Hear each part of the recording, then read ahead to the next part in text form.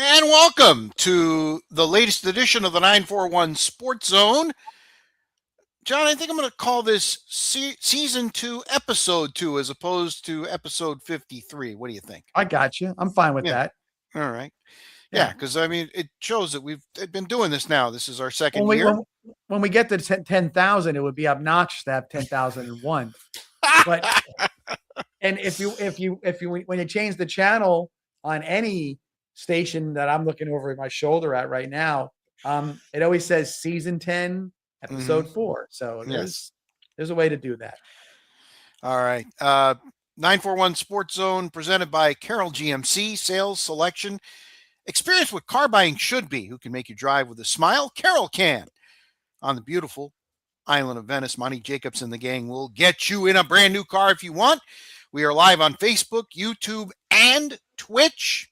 We just did our high school football episode number 2, and we invite you to look for that if you want to be caught up on everything that's going on in high school football in our area. We did a wrap of week 1, and we did a little bit of a preview of week 2. And again, what was our game of the week? I believe it's Port Charlotte at Clearwater Central Catholic, correct? Yes, it was. Oh, very good game. So look for that at the same place you consume this. Just look for 941 Sports Zone, and it should come up for you, especially if you're on YouTube.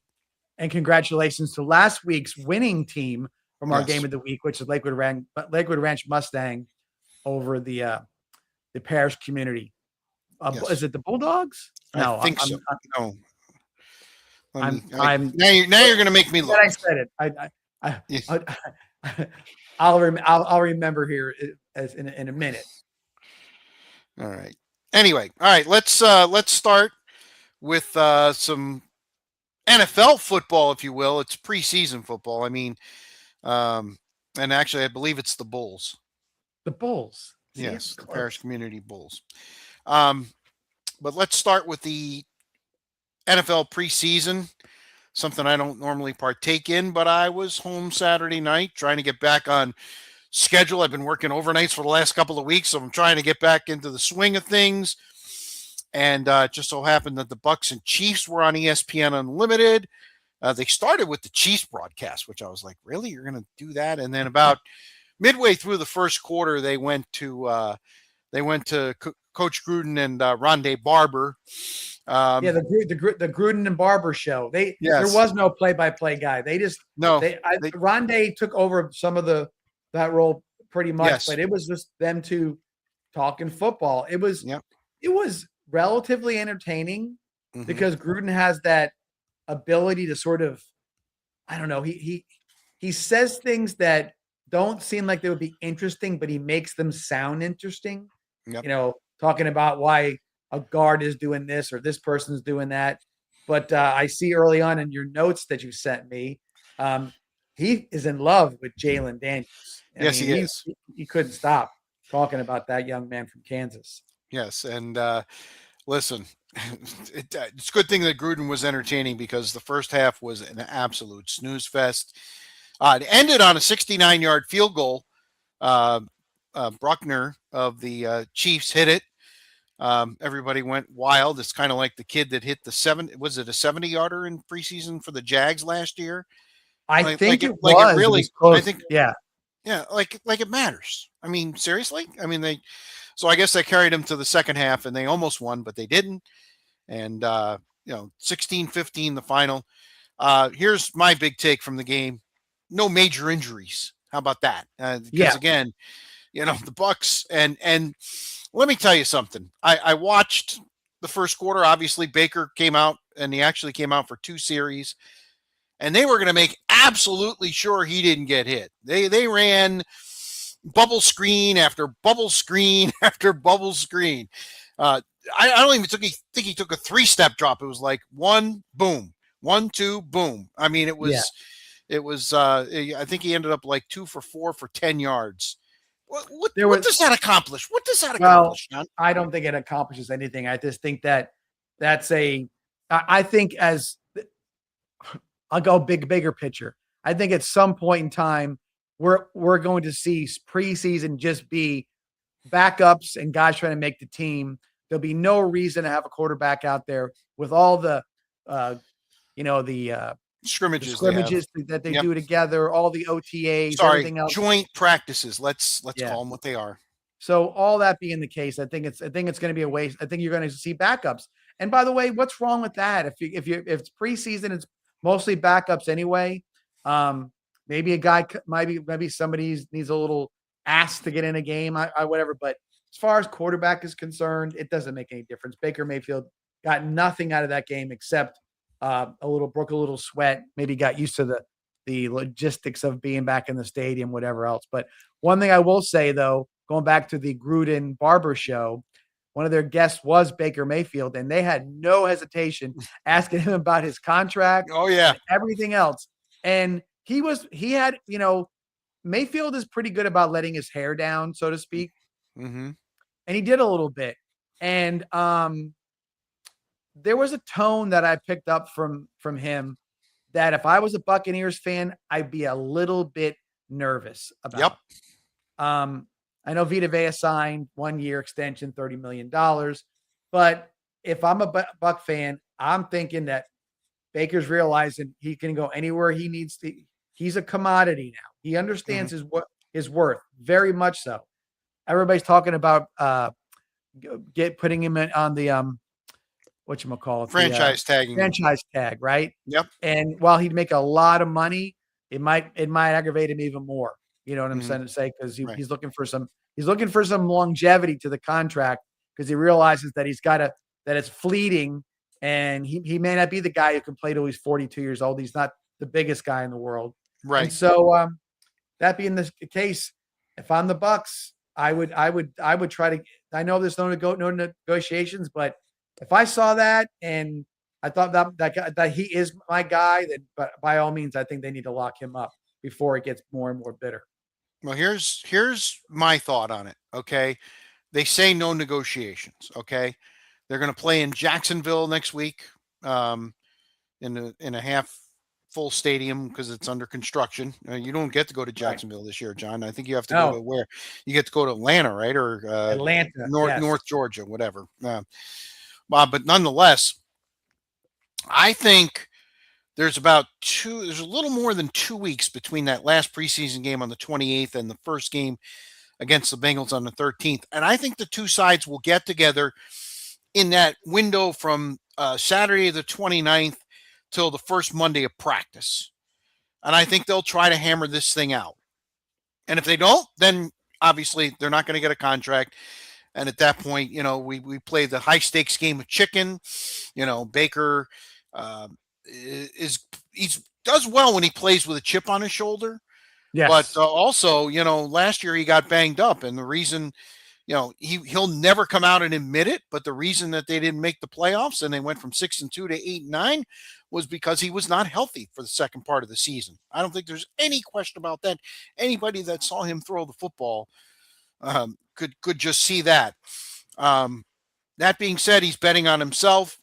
And the Bucks will probably try to franchise tag him.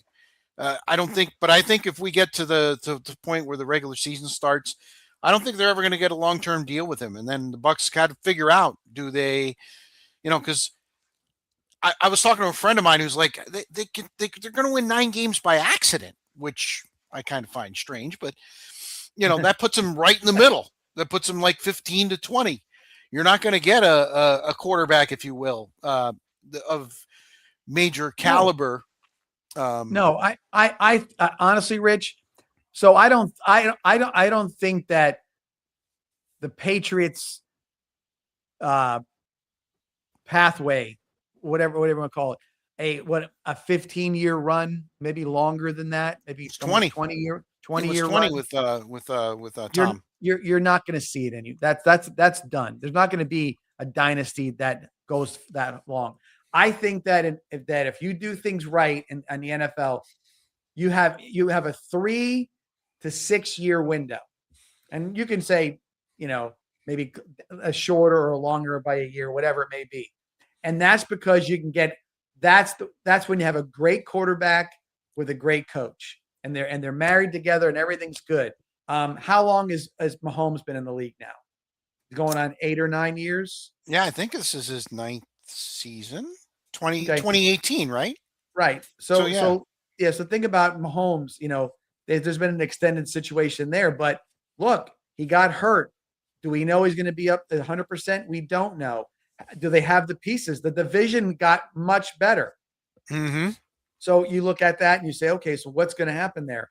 My point being is that if you got a quarterback in Baker, you think he's the guy, and you think he can get you, even if it's lightning in a bottle, you think he's your guy, he should have been signed. He needs to be signed. Yeah. That he's going to get it done because the window's there. Now, I said it earlier, and where I'm going to go with this. So maybe they don't want to sign Baker because of Todd Bowles. Maybe they're not. Maybe Bowles is not the coach. Maybe they don't want to put a bunch of money into Baker and then have to sort of like retool him or whatever. Maybe I don't know, Rich, but it seems not very practical on their side to not have gotten this deal done and sort of drag their feet on it because I think he's a guy that you can say, yeah, he's my guy. Is he better than? Is he a top 10 quarterback? I don't know, Rich. I think he's probably close to being a top 10 quarterback. And top 10 quarterbacks can win championships. We see it all the time. Mm-hmm. So they won a quarterback. They won a championship with Brad Johnson at quarterback. Do I need to say anything else? I mean, well, and if you look at another, the Trent Dilfer championship with the Ravens. Yeah, oh, yeah. I mean, there's not, that's not a jaw-dropping situation with his talent. Right. He managed the game properly. So, and by the way, Baker's not a game manager by any stretch. No. He's a talented quarterback. He can throw. He can move. You got to have a quarterback who can move around a little bit. He can move around. So, I mean, I don't know. I think that they are. I think it's a little silly at this point, and I know we're going to talk about it a lot this year, because all of a sudden you look at the schedule and you say to yourself, "Oh, they're 3-3. They got a tough road ahead of them." You're going to keep on bringing up that Baker problem and the Todd Bowles problem. And I don't think Baker it should be a problem. And I think Todd Bowles should have been taken care of. Yeah. Should have been taken care of. I like the way you put that. Yes. Yeah. All right. So Bucks and Jags in Jackson. I'll actually be in Jacksonville. Nice. I'm going down there Friday. My brother's second retirement. He retired from the Navy 25 years ago, and now he's retiring from the job he did in the Navy. So that's my brother. My brother, if he's watching this, he's going to say, "Oh, here he goes." I've been to 4 retirement parties for my brother. I'm not going anymore. So a military. So it's. But no, I mean, yeah. This game is just really going to be who makes the 53. And the absolutely. There's no doubt about that. And by the way, you're not going to see any starters. It's very smart. The NCAA has 8 games this weekend, 9 games this weekend. They're week 0, if you want to call it that. Right. And one marquee matchup, I would say, and then a couple other decent games that are tossed in there. If you're an FSU fan, you got to watch, right? New Mexico State. Oh, you got a game. The Aggies, baby. Yeah, well, they need a good start. They really do because, listen, you know where I fall, right? As far as you bleed orange. I'm a Gator guy, but if they lose that or play terribly or lose that game or whatever happens, how do you not fire them on the field? Oh, absolutely. No, you just say it's done. It's done, yeah. and that's a hot seat. That's a hot seat right now. Yeah, it's toasty, very toasty. Yeah. By the way, the Dolphins, we got a good look at them on Saturday against the Giants. And again, I know it's guys that are not going to make the team, but that team is hot garbage. Hot garbage. Yeah. That's not. We're going to do over-unders in the next couple of weeks. I've already got them all put together. The Dolphins is 3.5. Yeah. 3.5. I'm thinking under. I didn't see anything. They looked, Rich, like all their talent is gone. Yeah. I mean, I know there's guys, but it just didn't look good. It looked awful, just awful. Yeah. Speaking of awful, Deshaun Watson's press conference after his, and I'm going to put that in air quotes, performance against the Bills, and he rips the fans. He said it wasn't about the performance. John, was he 5 of 16? What What planet is he on? I mean, he used to be a really good quarterback, and the Browns on Monday named him the starter, which just tells me that they're in total tank mode. Well, the press conference he had should have led to him being benched. Yeah. Right. Or put out of his misery. What do you want to call that? Basically make him inactive for the year. Yeah, just it should have been done. You've got 2 young quarterbacks. Go out there, do what you got to do. You're looking for a lottery pick, another team that's looking to, they've no Myles Garrett. They're just, they're done. They're not going to do very well either, especially in that division. But no, Deshaun Watson, I heard it today on the radio, and the word was he's not a good person. No, because it's not so much I got booed, I didn't deserve it. They cheered when I was hurt, yada yada yada. I wouldn't change the thing that I've done in my life for nothing. I mean, everything leads to look at me. It's all about me. You've learned nothing. He's tone deaf. He's tone deaf, John. But in some ways, the Browns, I mean, stupidly give him a $212 million guaranteed contract. With a guy like that, the guy who did some not good things in regards to women and other things that he's done, and then he comes out of it cocky. Yeah. Ooh, you gotta. Whatever it is, he's gonna get paid. I know you can't blackball a guy out of the league. It's not, it's not right. But you can. At some point in time, you just got to say, this is not the guy for us. This is not the guy for us. I got to think after that press conference, it wasn't even Cleveland management that was having to deal with it. I think the NFL was calling Cleveland and said, what's going on down there? We don't need that. It's the NFL. We don't need to have a quarterback forgetting what he did wrong and not being apologetic about it. Speaking of womanizing, 49ers owner Jed York arrested over the weekend on suspicion of prostitution charges. The NFL is investigating. Maybe he can call Robert Kraft and get some pointers. I don't know. Well, he already did everything. He's done. He got a 1-day sentence. He got 1 day in jail.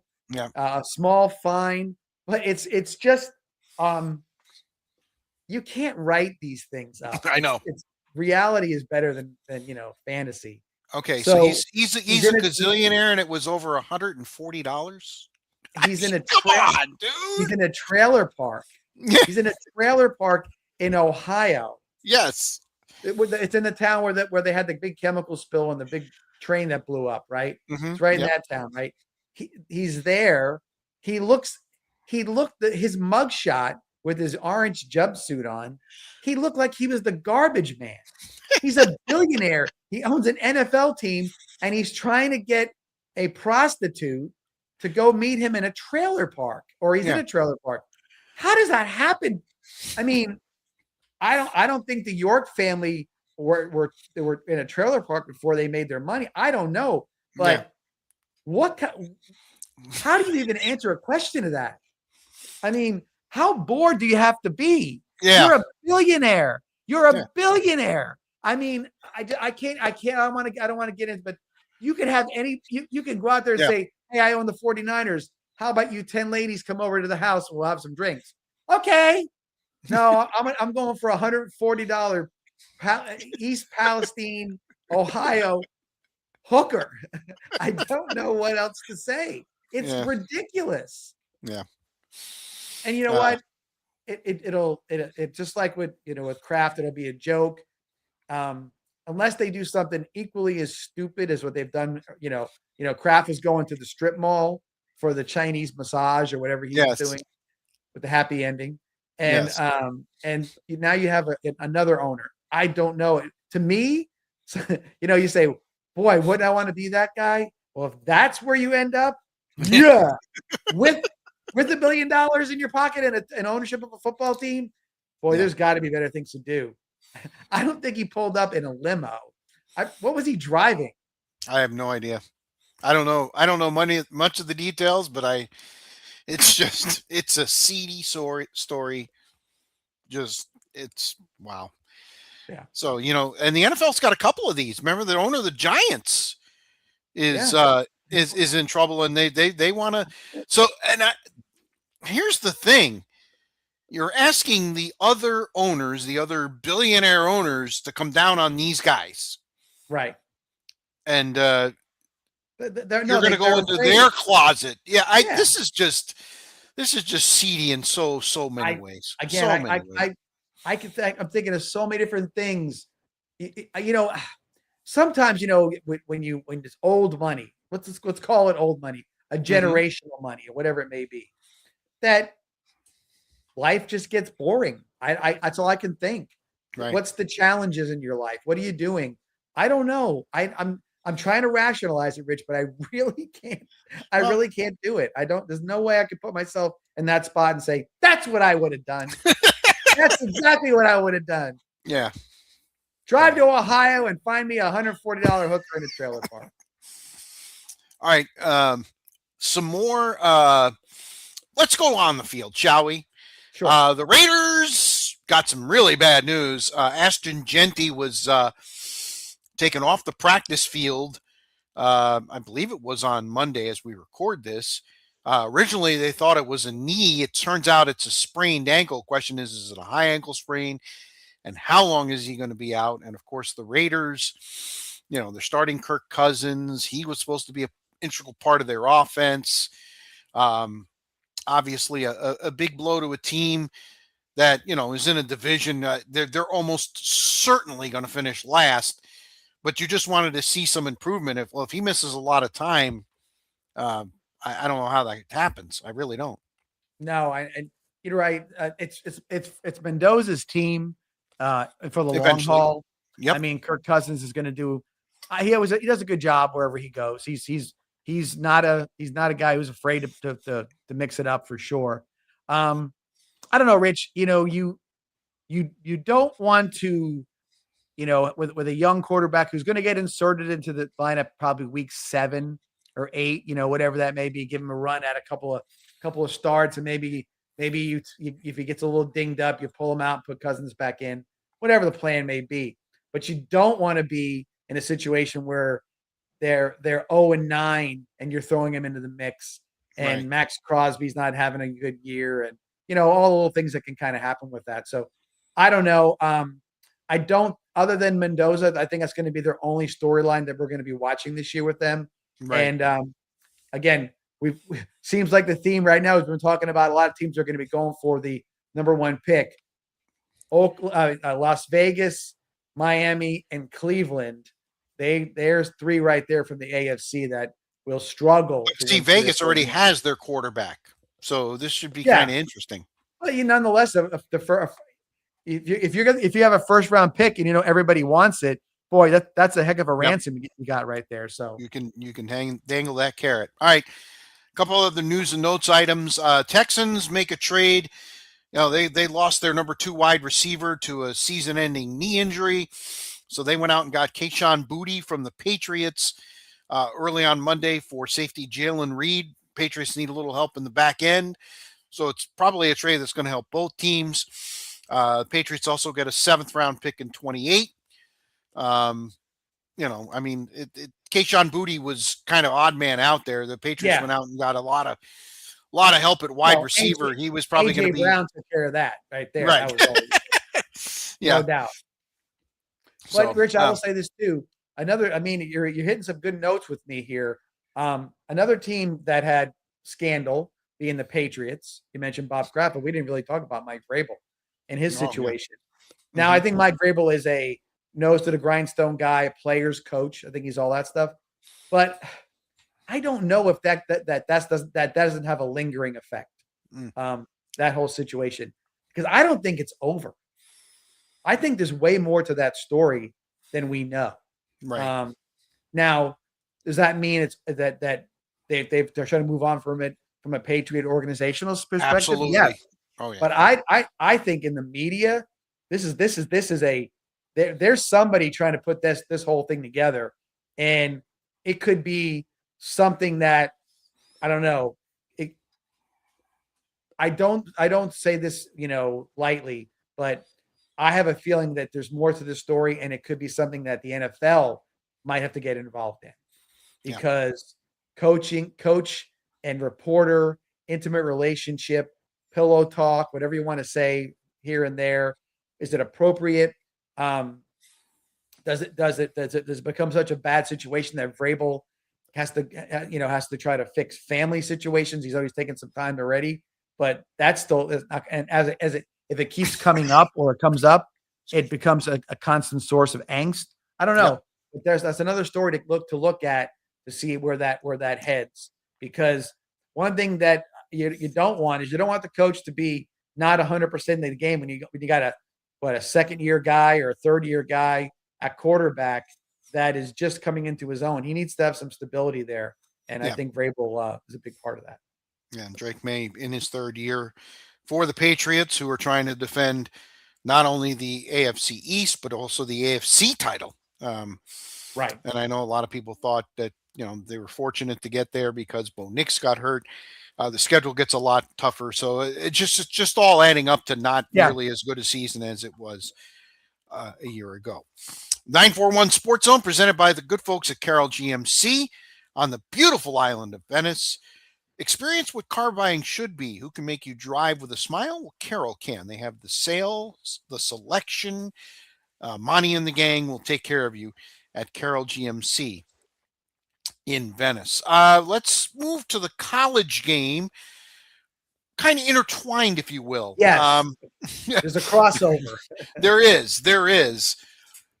John, did you ever think you'd see the day when guys went to the NFL, signed contracts, even if they're, free agent contracts for undrafted free agents, get cut and go back to school, go back to college?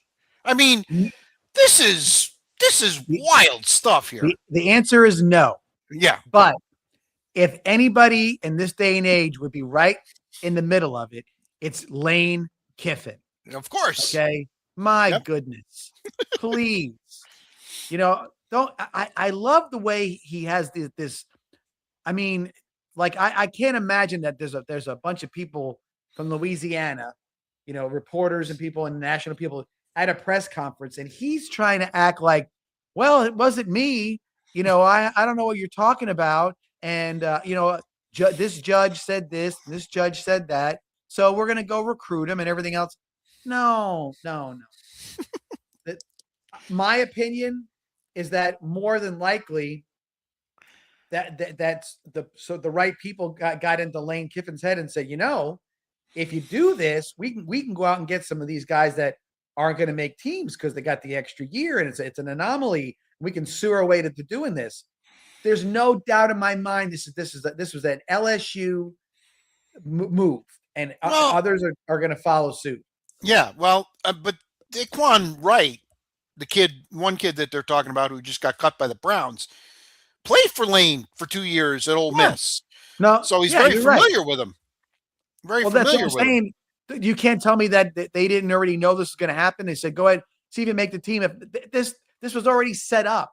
It's not like Kiffin acting like he stumbled into it by mistake. No, 4 of the guys are going to LSU. 4 guys already are primed to go to LSU. Come on, it's stupid. So again, and this is the kind of stuff that you say to yourself, okay, this is how you want to win. You want to go through get a loophole and bring guys back. Now, mind you, understand this. They are going to have a problem because they're going to they have to take 4 guys off the team or whatever they got to do to get these guys in. So that's a problem he has to handle right there. I think this proves that he's not in it for the long haul. Okay. LSU doesn't seem to have a problem. They went all in on Ed Orgeron, and he was him and OBJ were hanging out hundreds and Cuban cigars and whiskey and whatever else they're doing inside the Superdome. The security said you can't do it in the Superdome. They told him, go to hell. We'll do whatever we want to do. And he got fired a year later. Whatever it was. Walked out with $18 million. Said, thanks, I'm out. Peace. No problem. And what happens? They don't win again. Let's find the next dirty actor. Oh, by the way, they come from the same family of Pete Carroll, They played together. They coached together, so they know each other's. It's you getting the same guy. It's just one's a little more of a slick operator than the other one is. So I don't like it. I think it's wrong. I think it'll be. I think that it may be too late to do anything about this year because they've already the courts have already put it into motion. But I think it'll be taken care of. I have mentioned before, Rich, about the NCAA that a lot of stuff that's been going on with the NCAA has been them being hands off so they can avoid litigation. They don't want to go to court over everything. Well, they don't have a good record in court, John. No, because they know that horrible record. So they've let it become the wild, wild west. And now, the first person to ask for help was Nick Saban. Nick Saban said, "Hey, let the NCAA put some rules in place and get this right." Well, they skipped that right over to Congress, and Congress is trying to fix it. You know what I mean? Which you hate to see the politics get involved in college athletics, but if they fix it or put rules together, I'm fine with that. I have no problem, especially if I told you a couple of weeks ago where I was like, I heard Greg Sankey saying something. All I heard was about money in my mind, but he did come back and endorse that bill that Congress is working on. So there you go. So there could be something. So all this stuff that we see as being out of control will now be sort of, kept together so that there's no advantages. I will probably tell you this too. I don't think Greg Sankey's any too happy about what LSU is doing right now. Well, and I was going to bring that up, John, because there's a thing here where you can't transfer within the conference. Right. So this is kind of usurping that. Now, does Sankey jump in and say, whoa, stop, you can't do that, even though he went to the NFL and now he's coming back? And of course, that'll probably end up in court. If Greg Sankey has a pair, I think he jumps in here. I really do. That's the point. He should, because he has to assert his leadership. Correct. Okay. Yep. Look, LSU fans going to get mad about it or whatever, or kids going to. You got to do something. You've got to say something about this. If you do nothing about it, you're losing credibility with your other teams. You're losing all kinds. So it's okay to sort of go around stuff and do it. No, it's not. That's why I'm saying this wasn't crafted, Rich. This didn't happen by mistake. This is an LSU-driven situation. They created. They looked around. They started looking for a way to get players because I'm sure Kiffin said, I need a tight end, or I need this, or I need whatever else. Because honestly, LSU is not really. He didn't take over a talent-laden team. He's got a good team, but they're middle of the pack for the SEC. They're not. I thought so too, but everybody seems to be picking them to go to the playoff. Well, don't forget, if you're sixth in the SEC, you might make the playoffs. You got 12 teams. The SEC could get 6 teams in there. You never know. So we'll have to see how that works. Going back, which though, I think that this needs to be taken care of. I don't know if it will, though. We'll see. Yeah. I would be happy if Sankey did do something. But you just can't. Every time LSU pops up on the screen, it's like, what they do now? What? And not from a bad side, but like what's the next thing that they did? And the thing about it was, you'd think that Lane Kiffin learned his lesson when he went to coach with Coach Saban.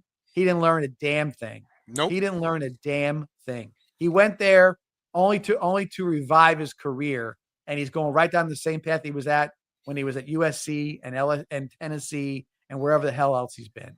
Yeah. FIU, right? Was it FIU or FAU? FAU. Sorry. FAU. And you know what? I said it last year when Ole Miss, when Kiffin was there and Florida was pursuing him. I'm like, I don't want him. Yes, I know. You were very vocal. Very, very happy that I don't have that guy. By the way, how about Ole Miss basically coming out and saying, we had the FBI sweep the offices just in case Lane left some bugs behind. So think about this. I mean, that's so SEC. The fan base for Ole Miss was in love with Lane Kiffin until he left. Then they hated his guts. Okay. Yep.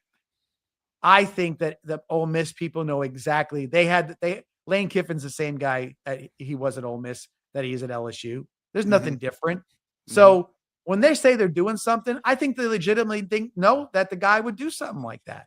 He's that level of a snake. He's that level of that guy. He is a I mean, do what, cutthroat, whatever you want to call him, win at all costs. It doesn't matter. Whatever wreckage he leaves behind, he doesn't care. Look, I had a coach like that at Florida. You know, I mean, Urban came in there and that was one hell of a 5-year run, right?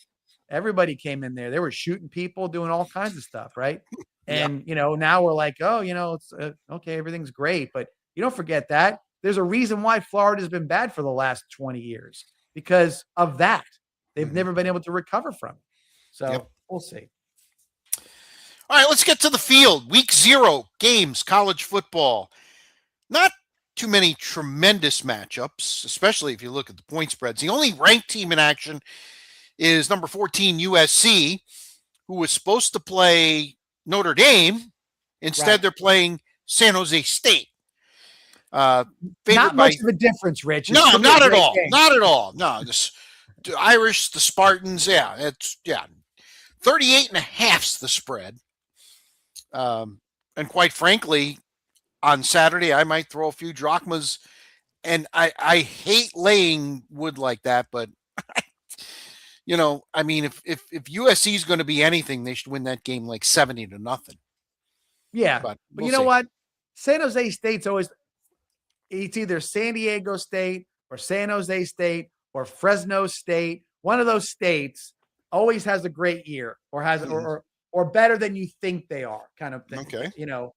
So maybe this year it's San Jose State's chance to win an early, not win a game, but cover or have a good run and cover the number. Cover the number. Big number. Not cover huge the number. Make it. Yeah, win with a number. Also, the other big spreaded game is Florida State. You mentioned them. Hosting New Mexico State, the Aggies, 31.5 is the number at the Doak. They better cover that number because their schedule gets really tough after the first 2 games. They'll definitely be 2-0, but then things get really dicey immediately for Florida State. And like you mentioned, if things go really south, you could definitely see Mike Norvell not making it through the season. No, it's not going to happen. I mean, I don't, based on last year's performance and the year before, as a fan, you got to say that 6-6 would be an accomplishment. Absolutely. But they're over under 5.5. But at 6-6, you got to stay committed to Mike Norvell. And if do you really though? Do you really? I don't know. I think he has to win at least 7 games for them to stay committed to him. Well, again, and I know that that a lot of this issues are money. FSU is a little not doing well financially, right, in the athletic department. So I get that, but if you're Mike Norvell and you're trying to rebuild the team and you're struggling with some of the things that other teams aren't struggling with, you almost feel like are you just holding out? Are you just holding the door open for the next guy? I don't know. And who is the next guy? That's the thing. And who is the next guy? Right. I don't know. Well, to me, I'm not going to say. I'm just going to. I think it's got to be Deion. Well, I do too. But I said Deion before they hired Norvell. Right. Because I thought he could be the CEO. Be the carnival barker, be the ringleader, whatever you want to call it. We don't need you to be coaching a bunch of stuff. Just go out there and be Deion and go recruit the hell out of the state and do what you got to do and get the right people in there. We'll see him in the 941. Yeah, I can see Deion getting good coordinators, maybe some pro guys or whatever, to come in there and run the team with him. And I also think that if you went to Deion and said, "Look, man, here's the deal. We're going to pay you, but we ain't got a lot of money right now. So if you want to come in here and build this program, we can extend you out for 8 years and let's put some big dollars on the end of that contract. Let's get us back up to speed and let's make this place exciting again." I think it could happen. I thought he was the guy who could do it, but I don't know. He's lost a little bit of his shine out in Colorado. Yeah, he was sick, that kind of thing. But it's not like he made Colorado into a juggernaut. He has not done that at all. No, as a matter of fact, they're over under for wins. We talked about it. I think it was 4.5. Yeah, that's kind of like where he was the first year. So things have kind of regressed, if you will. All right, so some games that actually have some decent interest. They've got to go all the way to Dublin, but North Carolina and TCU will play. TCU killed them last year on campus. TCU is a 7.5-point favorite, and North Carolina's had all kinds of issues. Although, from what I'm hearing, their quarterback is really good. But what does he have around him? This is an intriguing game. Yeah, I mean, talking about off the field issues. I think Bill Belichick has been entwined in off the field issues since the day he left the Patriots. Correct. And now you got Mike Lombardi, who has been accused of doing something inappropriate to a staffer or a student, or I don't know what it was, but it's a problem there. So they're still running in the muck themselves. That game is interesting to me as well. Again, a neutral site, but you're going all the way to Ireland, and that's always an interesting trip. Who can handle that better than the other? And it's been a place where upsets have happened. So that's true. There's been some upsets. I like that game. It'll be a fun game to watch. Although I think the best game of the weekend, Rich, if I can skip ahead on you, go ahead. NC State and Virginia. A conference game in week 0. Right. I like that game. Virginia, last year I'm like, they're what? They're 5-0. It's like you didn't recognize they beat Florida State on a Friday night. Yep. Yeah, they were in the mix to the end, got a bowl game, looked pretty good. Coach is a solid guy. NC State, everybody's sort of been like, hey, they got a great quarterback, or they got this, or they got that, or their coach is good. And their coach was supposed to be the next guy going to Florida or wherever he's going to go. And it's just like they got stuck in the mud. They're like a 7-5 team, and they lose games that they shouldn't lose. Right. How ACC of them to do that. Yes, exactly. You can say that about every team in the ACC. Like, how did Clemson lose to Wake Forest, or that kind of a thing? Right. But they're all they've become very average, and it seems as though the teams that they've got in from other places to sort of beef up their numbers have been the ones reaping the success from that. SMU, it seems to be the top team in the ACC right now, and they're from Texas. It's nowhere near the Atlantic coast. Yeah, Stanford and Cal are the games you don't want to go to, because you got to travel all the way out to the West Coast and play a 10:00 Eastern time start, and you're out there at 7 and you're playing Stanford, and you got to go back. It's almost like going to Hawaii, right? It's like that kind of a thing. So I like the game. It has some bite to it. Definitely can affect you down the road. So I think that game will be fun to watch for a week 0 game. Yeah, another game that I think is going to be interesting. It's a couple of group of 5 teams, but Memphis and UNLV, I think, is a nice game. Obviously, we have some interest here locally with UNLV. Yes. And Memphis being from the AAC, I think that's a pretty important game for that conference. No, I think it definitely is. And again, to put it early as they've done, give them a little credit for that. You know what I mean? Get something out there that sort of is something to bite into, a game we might want to watch. So we'll see. I think there's enough. It's good enough that we have a chance to actually pick some games this week. Yes. Have a lot of the week. There's something that we can. It's not some 50-point spread or something like that. This is a legit game that you got to pick a winner. Yep. All right. Before we move on, another reminder that the 941 Sports Zone Season 2, Episode 2, presented by Carroll GMC, sales and selection. None better. Experience what car buying should be. Who can make you drive with a smile? Carroll can. Of course, they are located on the beautiful island of Venice. Tremendous location and tremendous facility too. Lots of vehicles there. I've got to see that when I went down about a month ago. Lots of vehicles is right. Yep, that's right. He'll put Monty will put you in a vehicle that you'll be able to drive right off the lot. Excuse me, I'm trying to fight a little cold here, John. The Rays. What's that? Is fall weather start yet up there? I heard the weather. Oh no, it was in the low 80s today. Low 80s. Okay. So we're still in summer. August. It's okay. Yeah, it's all right.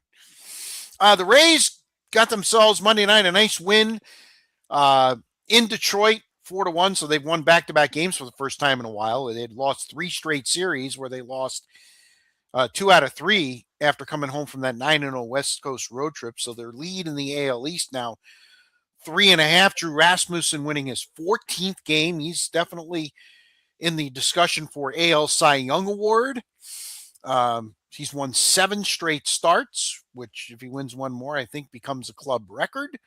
I think Blake Snell won 8 back in 2020. The lead, like I said, is 3.5 over the Yankees, who have won 6 of 7 and got Cody Bellinger back over the weekend. Oh, they didn't do hardly anything.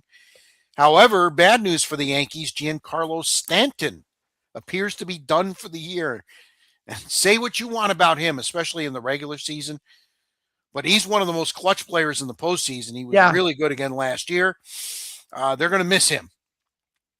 But you almost saw this coming, Rich. And that's the other one. Now is Judge the next one?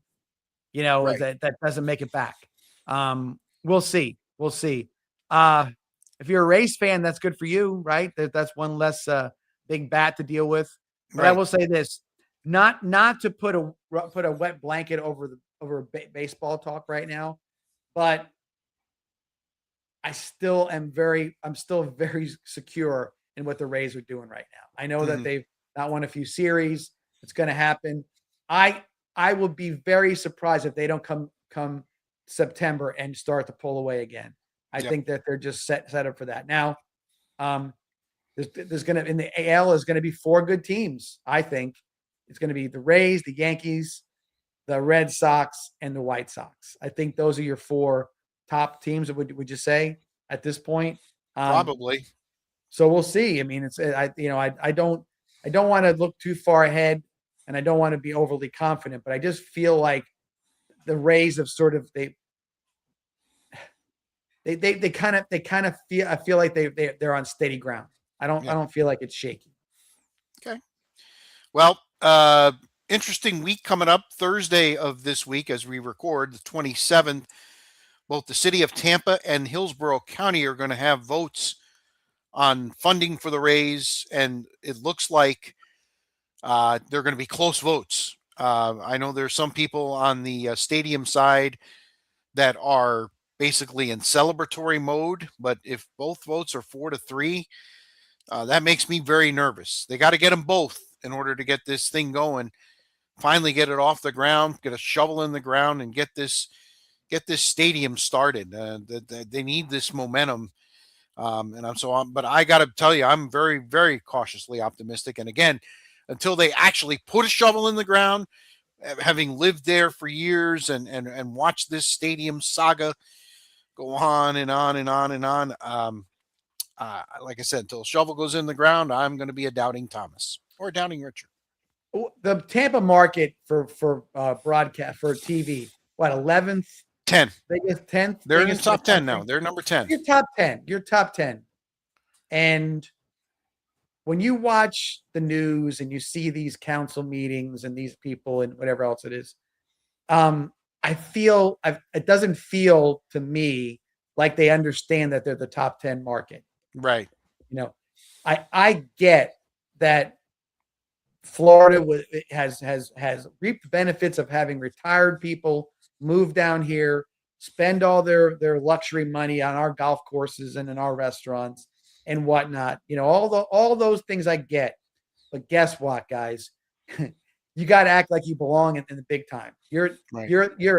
This should never be an issue. It should never have come to this. And yet it's still the same argument. Well, I got to take care of my constituency and blah, blah, blah, blah, blah. Don't you see the big picture? If they walk away, the Rays leave. What are you going to do? You're not going to get another chance. Nope. Maybe 35, 40 years from now. Okay. What are you going to do? I don't get it. And you got areas and teams cities, I should say, that are clamoring right. for a team. Don't you understand it? And the investment in it is investment in your city.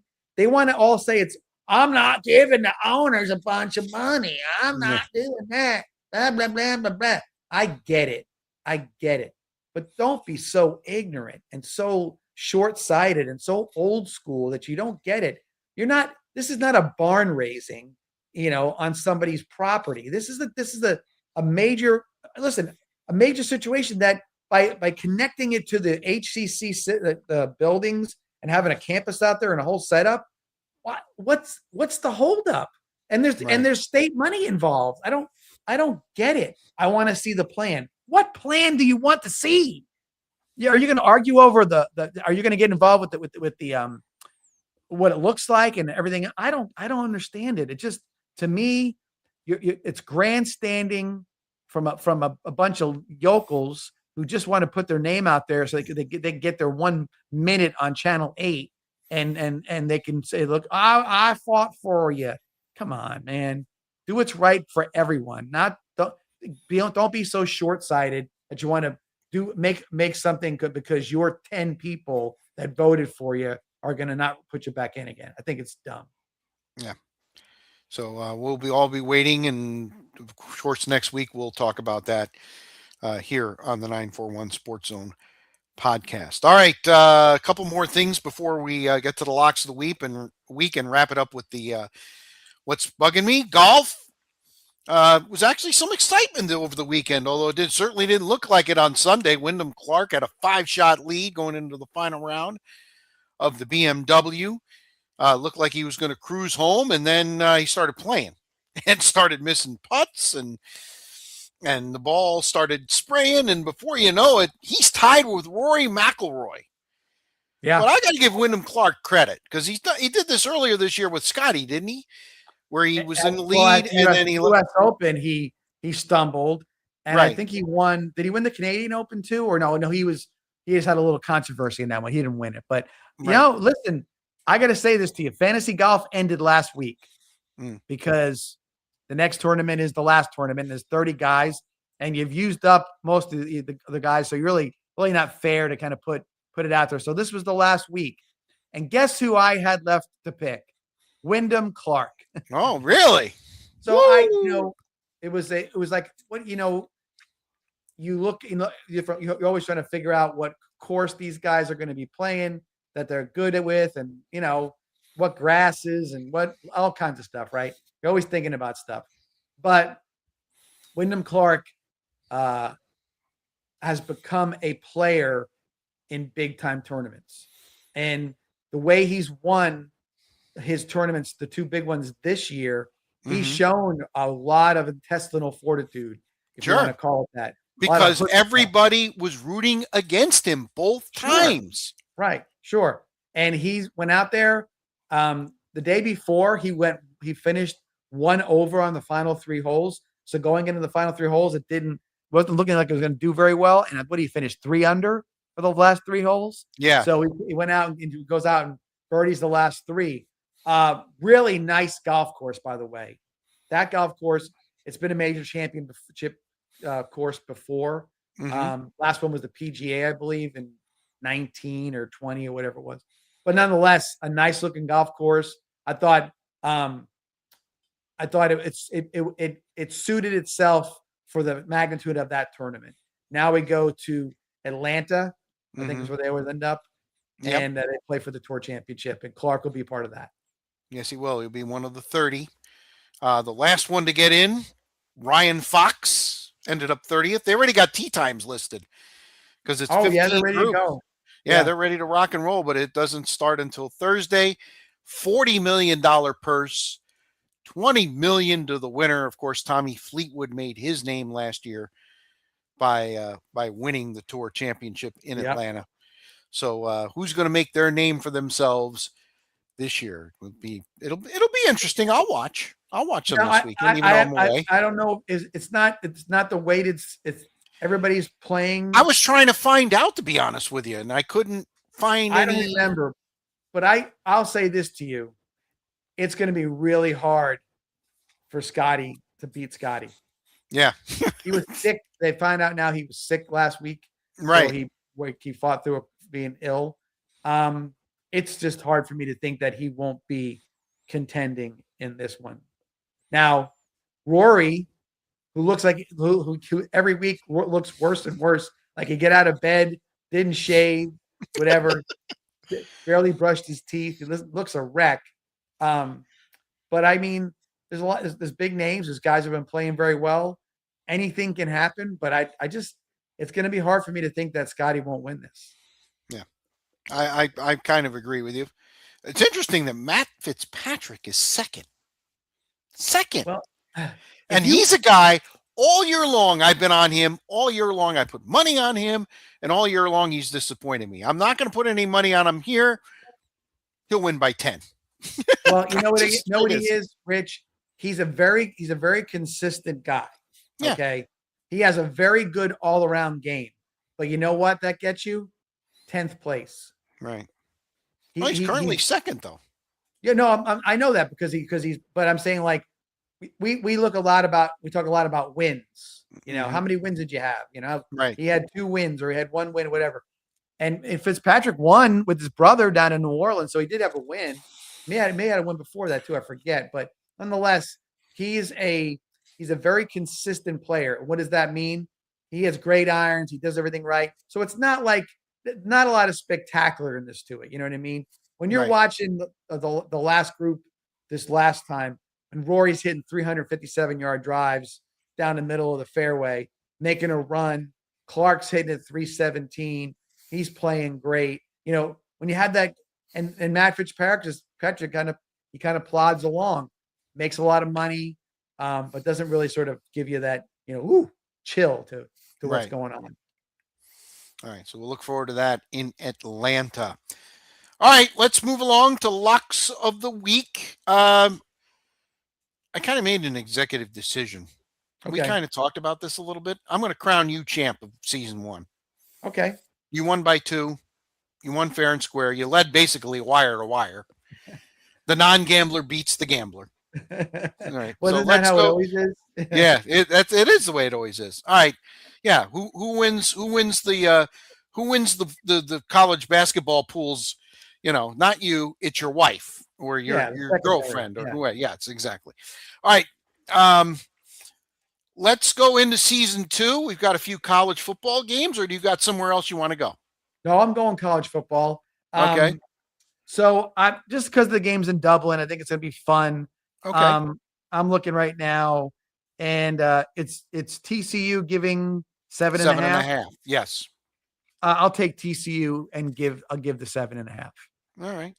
That was one of the games. I'll probably end up playing that game. That was one of the games I liked this weekend, but I'm going to take Memphis on the road at UNLV getting 5.5. Okay. I think it's a field goal game either way. So 5.5 is more than a field goal. So I'm going to take Memphis to beat UNLV. So there's our season 2 first locks. And it is time football, so that's cool. That's right. Football, and it's for real, and it counts. Even though it says week 0, it counts. It counts on the record. So, all right. Final segment. What's bugging me? What's bugging you, John? All right. So I wrote down 2 things, but I think I'm going to stick to the one that it's kind of personal, not crazy personal, but I'm getting tired of the pre-fantasy football draft analysis / chatter. I like fantasy football. Rich, I don't know how you feel about it. A lot of people I know don't like it. So yeah, there you go. Right. So I like it. It's fun. It's a hell of a lot of luck involved with everything. Hell, the first that you pick the order, that's luck. It's all luck. You know what I mean? Who's going to be healthy? The matchups, you got what you play week by week.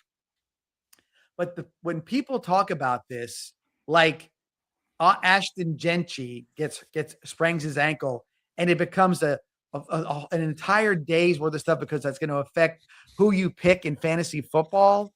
To me, is ridiculous. Were you listening to Channel 87 on Sirius XM? It's everywhere. It's everywhere. It's on the fantasy channel. And the thing is, Rich, like we mentioned before, about picking and for the NCAA basketball. Fantasy football, you can win. You can take it on auto draft and still win. Yes. It now fantasy football. Well, what are we going to do? You get it on ESPN. You get a suggestion. Right. It says you should take this person. You need a running back, and he's the highest one, and you should take that person. All analytic. You can take they can pick your team for you if you wanted them to.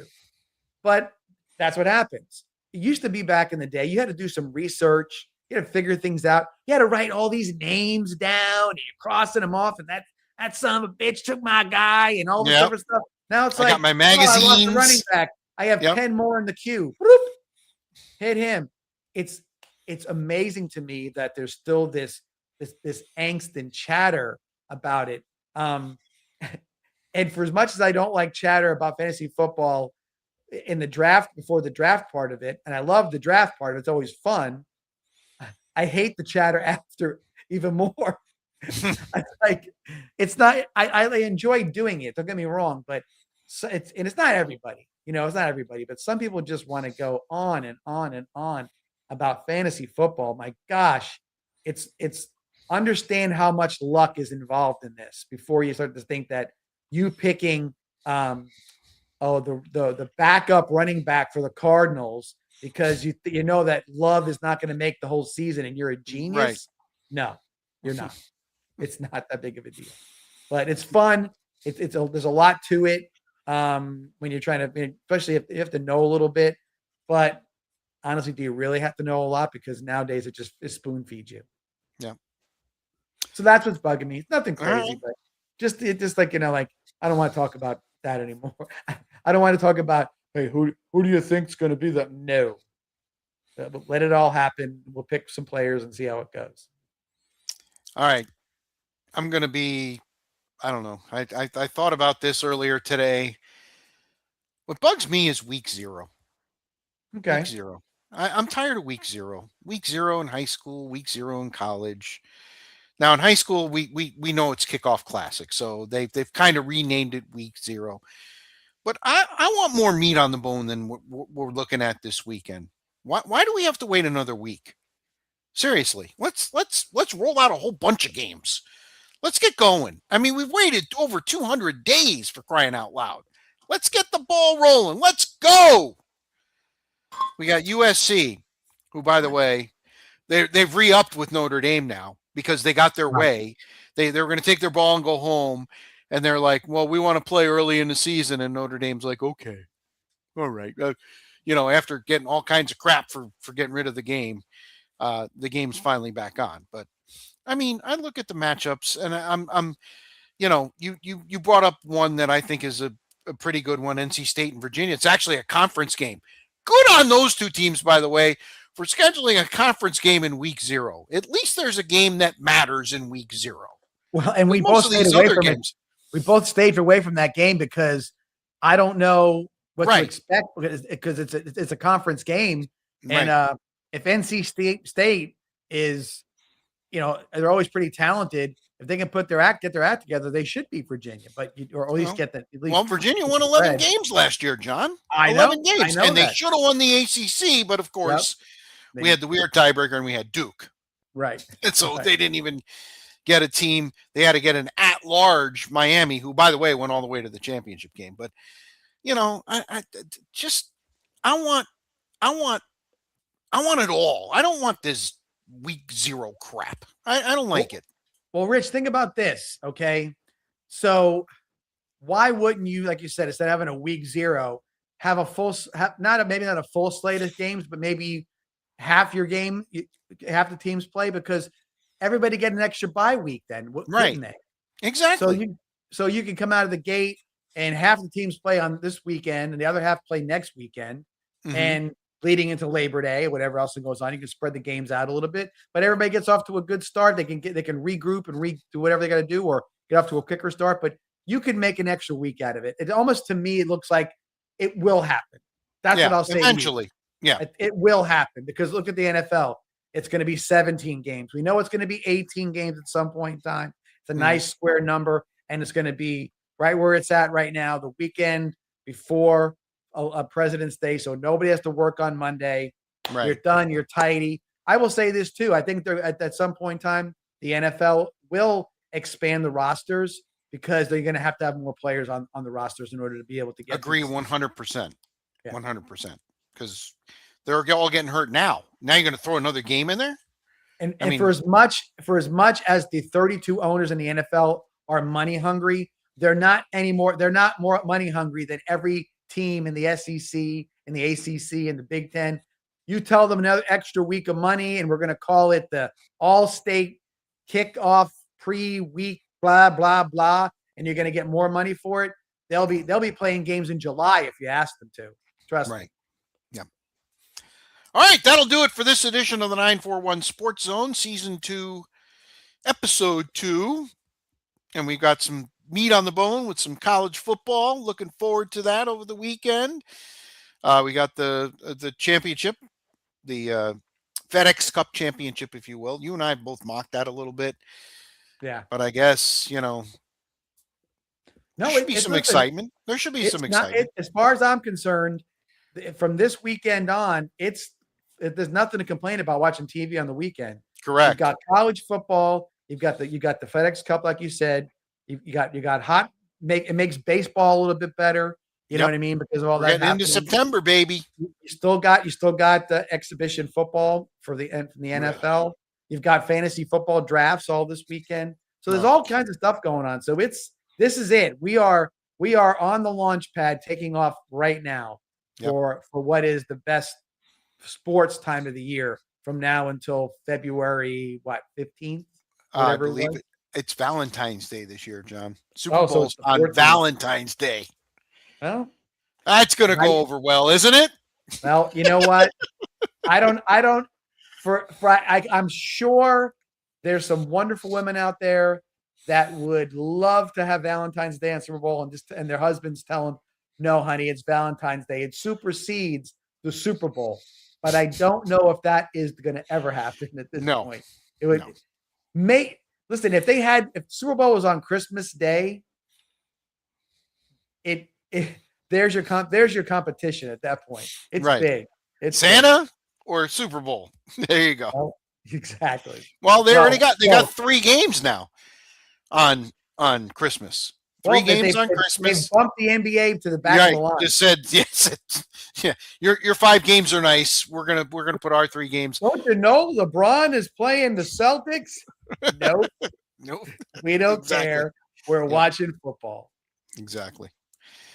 All right, that'll do it. We'll be back with you again next week. Again, follow us on YouTube. Give us a like. Give us some feedback. We'd love to hear it. Facebook, X, the artist formerly known as Twitter, Instagram, we're everywhere. We're live on Twitch. We're live on Facebook.